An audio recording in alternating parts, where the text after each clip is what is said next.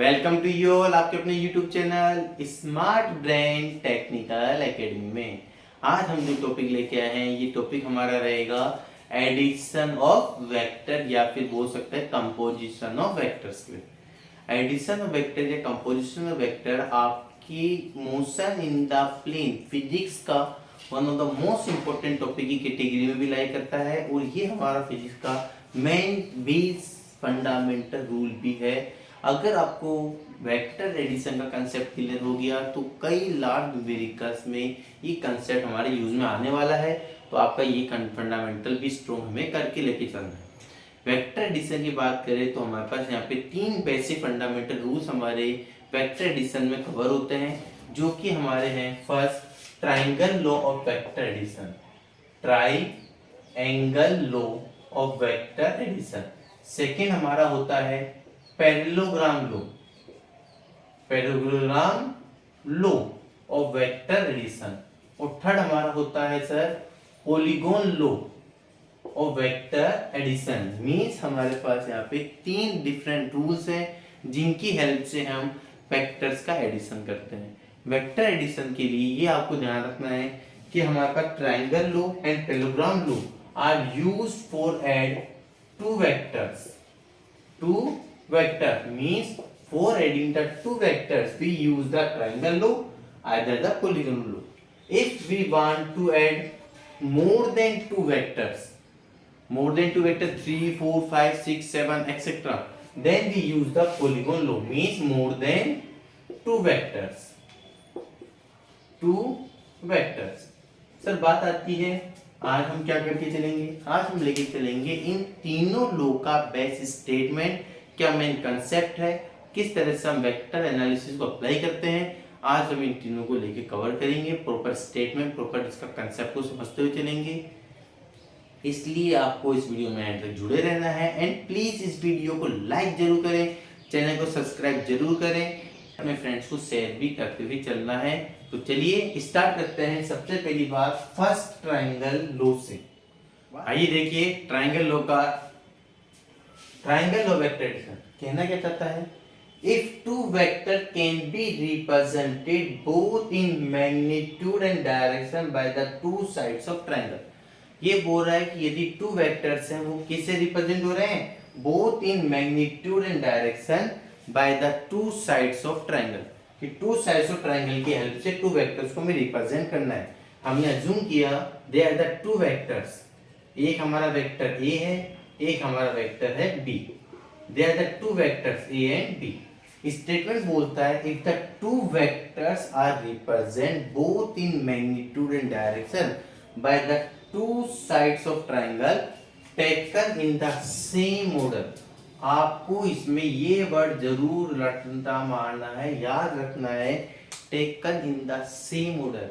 बस ये same order वाला वर्ड ही ऐसा है जो ट्राइंगल लो को एंड पैरेललोग्राम लो को क्या करता है, डिफरेंट वे में रिप्रेजेंट करता है।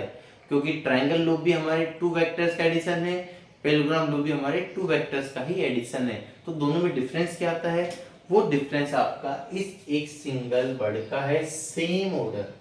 क्या बोलना चाहता है दोबारा से समझिएगा, if the two vectors represent the both in magnitude and direction by the two sides of triangle taken in the same order. Same order means हमने एक ट्राइंगल बनाया, सेम ऑर्डर मतलब ये हो गई हमारी फर्स्ट साइड। अज्यूम करते हैं PCQ, कौन सा ट्राइंगल है, ए वेक्टर, एक साइड हो गई। सेम ऑर्डर मतलब जहां पर ये हमारा वेक्टर खत्म हुआ है यहीं से ही हमारा सेकंड वेक्टर स्टार्ट हो गया बी, सेम डायरेक्शन में ये हो गया हमारा B vector. Taken in the same order, same order मतलब ए वेक्टर जहां पे ओवर हो रहा है वहां से हमारा बी वेक्टर। आगे देखिए then their resultant is represented. अब इन दोनों वेक्टर का जो हमारा रिजल्टेंट आएगा is represented both in magnitude and direction by the third side of the triangle taken in the opposite order. Opposite order का मतलब क्या हो गया कि जिस डायरेक्शन में हमारा फर्स्ट वेक्टर सेकंड वेक्टर जा रहा है तो उसी सेम डायरेक्शन में सेम ऑर्डर को फॉलो ना करके अपोजिट ऑर्डर मींस ये हो गया हमारा रिजल्टेंट वेक्टर एंड इसकी डायरेक्शन क्या हो गई, अपोजिट हो गई, मतलब ये हो गया हमारा रिजल्टेंट वेक्टर आर। या हम बोल सकते हैं पी क्यू आर और रिजल्टेंट वेक्टर हम ले सकते हैं P Q R A B और सी। ये हमारा क्या आ गया, रिजल्टेंट वेक्टर। यहाँ तक क्लियर है क्या? क्या बोल रहा है, जिस डायरेक्शन में पी वेक्टर गया नहीं क्यू गया अपोजिट ऑर्डर में, मीन्स ऐसा नहीं रहेगा कि पी क्यू एंड आर, तो ये हमारा रिजल्टेंट नहीं है। रिजल्टेंट कब आएगा, जब पी वेक्टर इधर गया है, एक वेक्टर इस डायरेक्शन में जा रहा है, तो हम इसको अपोजिट ऑर्डर में ले, मतलब जो इस ट्राइंगल को क्या कर दे, क्लोज कर दे, क्लोजिंग साइड जो होती है वो हमारा क्या कहलाता है, रिजल्टेंट वेक्टर। अगर हम अकॉर्डिंग टू ट्राइंगल लॉ की बात करें, दैट इज अकॉर्डिंग टू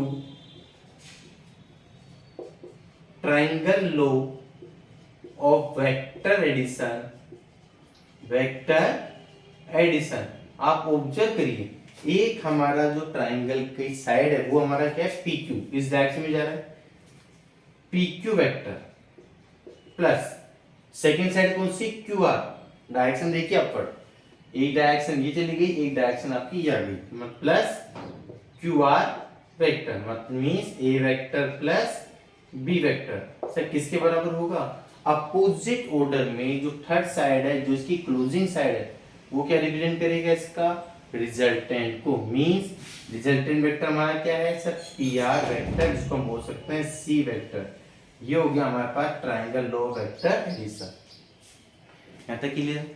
कई बार आइए अब देखिए हमारे सेकेंड लॉ की तरफ, क्या बोल रहा है second law, parallelogram law of vector addition. Parallelogram law की बात करें तो इसका स्टेटमेंट अब ध्यान से देखिए। स्टेटमेंट बोलता है if the two vectors can be represented both in magnitude and direction by the two adjacent sides.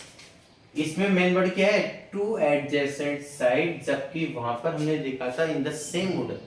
Triangle law भी टू वेक्टर्स में काम आएगा बेटा, पैरेललोग्राम लॉ भी टू वेक्टर्स में। डिफरेंस क्या है, अब आपको वो मेन डिफरेंस समझ के चलना है।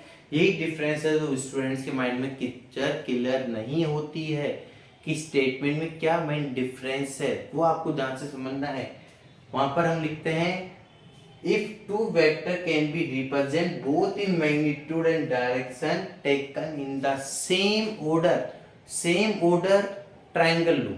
यहाँ पर आ रहा है represented both in magnitude direction by the two adjacent sides of the parallelogram from A common point. एक ही पॉइंट से टू वेक्टर्स को हमें लेना है। कैसे लेंगे, अगेन यहाँ देखिए, अज्यूम करते हैं हमारे पास टू वेक्टर्स है, एक हमारा पी वेक्टर है, एक हमारे पास कौन सा है, क्यू वेक्टर है। बिल्कुल टू वेक्टर्स है।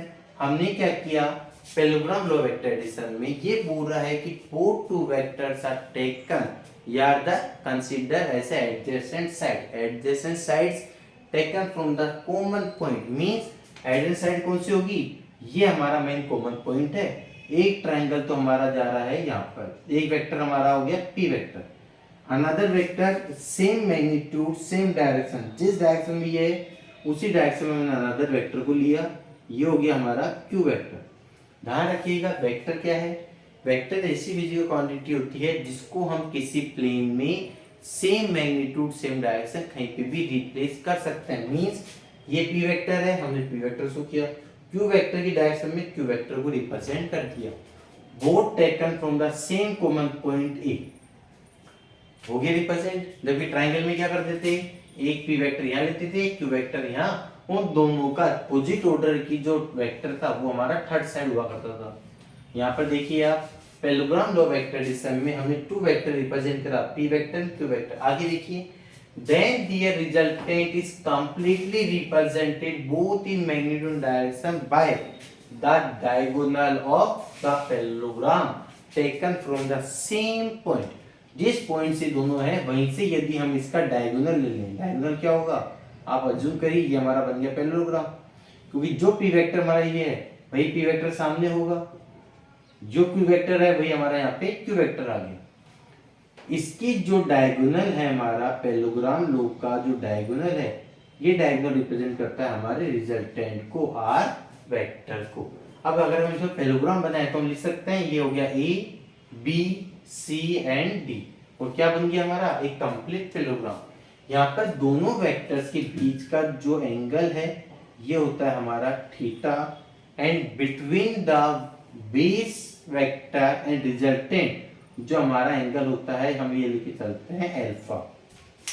इतना क्लियर है। अलग अलग बुक में अलग अलग एंगल है, हम जो एनालिसिस करते हैं वो लेके चलते हैं थीटा और अल्फा के ऊपर। अब आप यहाँ देखिए इस पर्टिकुलर जो हमने डायग्राम बनाया है वेक्टर एडिशन का by using the parallelogram law, आपको ऑब्जर्व हो रहा है यहाँ पर ए बी और सी एक ट्राइंगल, क्या लिखेंगे here in triangle A B सी।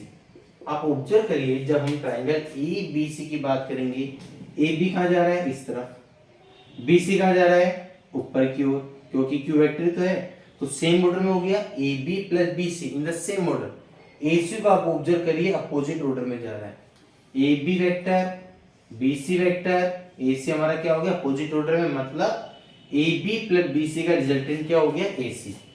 तो हमारा ए सी वेक्टर जो रिजल्टेंट है वो किसके इक्वल आ जाएगा sir, A B vector plus B C vector के, मतलब हमारा आर वेक्टर किसके बराबर हो जाएगा sir, P vector plus Q vector के। और यही होता है पैरेललोग्राम लॉ का भी एडिशन, रिजल्टेंट क्या होगा दोनों वेक्टर्स का सम। नहीं सर हम तो ऊपर वाले ट्राइंगल को देखते हैं, देख लो भैया इन ट्राइंगल ए डी सी कहीं से भी जाइए आंसर वही आएगा। आगे देखिए एडीसी में AD vector upward, DC vector इस डायरेक्शन में, ये लीजिए एडी, ये हो गया हमारा DC in the same order, AC वापस देखिए अपोजिट ऑर्डर में जा रहा है, मतलब हमारा यहाँ पर भी जो हमारा एसी वेक्टर है वो किसका सम होगा हमारा सर, एडी वेक्टर का एंड डीसी वेक्टर का। एडी हमारा क्या है क्यू वेक्टर, डीसी हमारा क्या है पी वेक्टर, ये हमारा क्या है आर वेक्टर, मतलब रिजल्टेंट जो वेक्टर होगा वो हमेशा अलजेब्रिक सम सॉरी वेक्टर सम होगा किनका, टू वेक्टर्स का, जो हमारे टू ट्रायंगल की टू पैरेललोग्राम की, जो हमारा पैरेललोग्राम है उसकी क्या है टू एडजेसेंट साइड्स हैं। आई होप आपको ये जो सेकंड लॉ है हमारा पैरेललोग्राम लॉ वेक्टर एडिशन, इसका कंसेप्ट भी क्लियर हुआ होगा। मैं जो है डिफरेंस वापस आपको रिपीट कर रहा हूँ, बच्चा यहाँ पे सिली मिस्टेक करता है, ये लॉ कोई ज्यादा इफन बट ये टफ नहीं है, हर स्टूडेंट्स को मैक्सिमम हम मान के चलते हैं आएगा, आता है। हम तो बेसिक लेके चल रहे हैं, तो बेसिक फंडामेंटल में इसको कवर करना भी जरूरी था, तो हम लेके हुए चल रहे हैं। आपको सिर्फ एक चीज ध्यान रखनी है बेटा, जो 11th क्लास में मैक्सिमम बच्चा कंफ्यूज होता है, नीट बच्चा आईटी जेडब्ल्यू वाला बच्चा इतना स्ट्रोक हो जाता है कि उसको ये बेसिक फंडामेंटल में दिक्कत नहीं आती है, उसका मेन फोकस होता है एंटायर न्यूमेरिकल्स की तरफ। हम न्यूमेरिकल्स को भी प्रॉपर टाइम देंगे, अप्रोक्सीमेट 3 to 4 वीडियोस हम फुली डेडिकेटेड रहेंगे सिर्फ और सिर्फ न्यूमेरिकल न्यूमेरिकल न्यूमेरिकल। न्यूमेरिकल कर लिया मान के चलना आपका फिजिक्स का मेन बेस क्लियर हो गया। अब यहाँ पे देखिए आप मेन डिफरेंस क्या है, वापस से सुनिएगा। ट्रायंगल लॉ में टू वेक्टर्स हम ड्रॉ करते हैं इन द सेम ऑर्डर, मतलब एक वेक्टर ये गया एक वेक्टर ये गया, इसका अपोजिट ऑर्डर में वेक्टर हमारा रिजल्टेंट। पैरेललोग्राम लॉ में two vectors, first vector second vector, दोनों हमारा एडजेसेंट साइड होती है जो कि एक पॉइंट से निकलते हैं, इन दोनों का रिजल्टेंट होगा इसका डायगोनल, और इसको हमने सेम डायरेक्शन में प्लेन क्यों किया, इसको प्लेन किया, ये बन गया हमारा पैरेललोग्राम। ये टू लॉ है हमारे जो सबसे ज्यादा काम आने वाले हैं।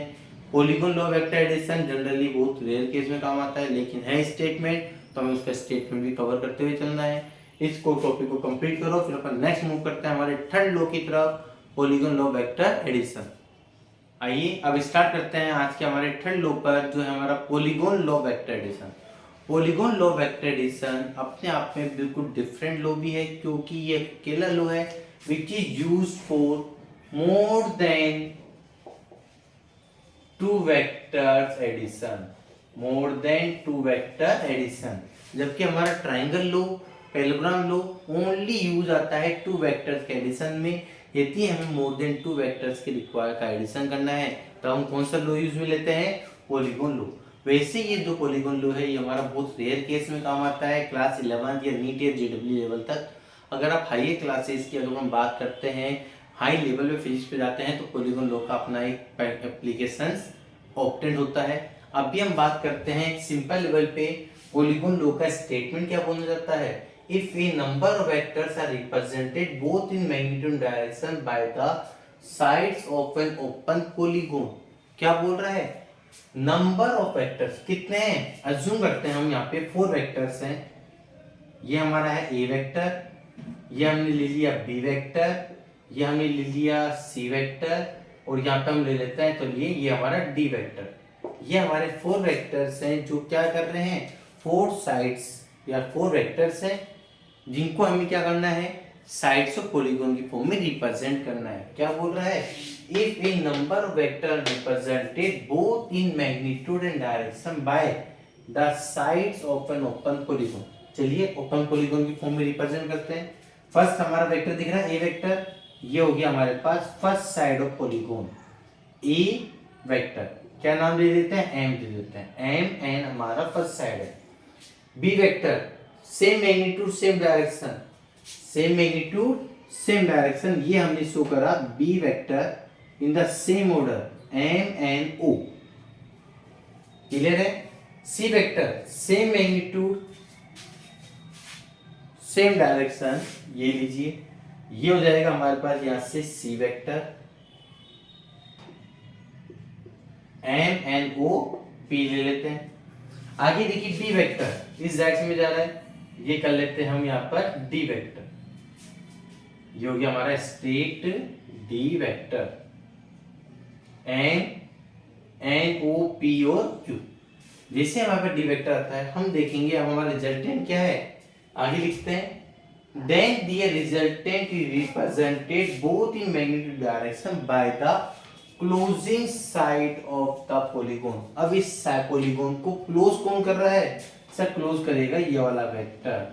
तो ये जो हमारा वेक्टर है जो इस पूरे पॉलीगॉन की सेम ऑर्डर की साइड्स को क्लोज कर रहा है, ये हमारा कहलाएगा रिजल्टेंट। किसे डिनोट कर देते हैं सर, आर वेक्टर से।